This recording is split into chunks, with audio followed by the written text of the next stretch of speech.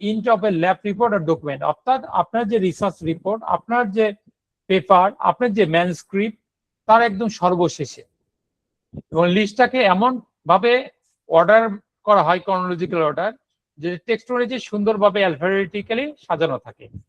এবং প্রতিটা রেফারেন্স চিন্তা করা হয় এনাফ ইনফরমেশন দিয়ে, যেমন লেখক থাকবে, টাইটেল থাকবে, পাবলিকেশন ইয়ার থাকবে, ভলিউম নাম্বার থাকে, এভরিথিং।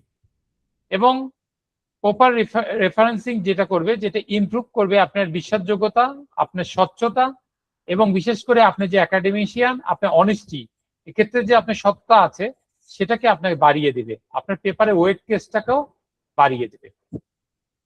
আমরা যে সাইটেশন রেফারেন্সিং এর যদি একটা শর্ট স্ন্যাপশট দেখি, সাইটেশন হলো appears in the text of your এসে, অর্থাৎ আপনার টেক্সটার এসের চুম্বক অংশখানে নেবেন, কোড করবেন এবং আইডিয়ার সাথে ইনকর্পোরেট করবেন, এবং সেটার ক্ষেত্রে অ্যানাদার সোর্সে থেকেও আপনি লাইনটাকে এখানে সমন্বয় করতে পারেন।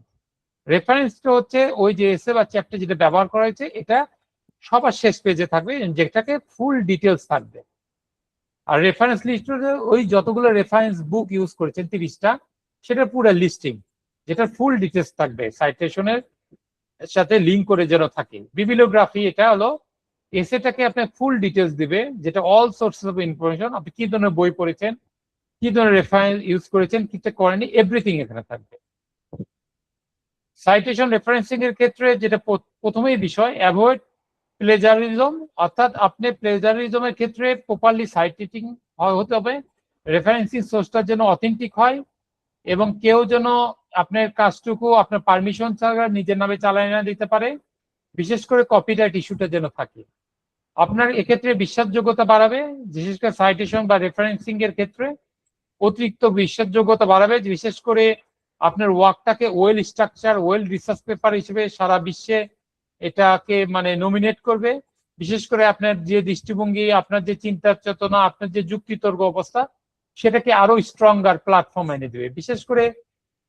বিশেষ করে যারা এই ধরনের বুক পড়তে পছন্দ করে, বিশেষ করে শিক্ষকরা, তাদের ক্ষেত্রে এটা অনেকটা উপযোগী হবে।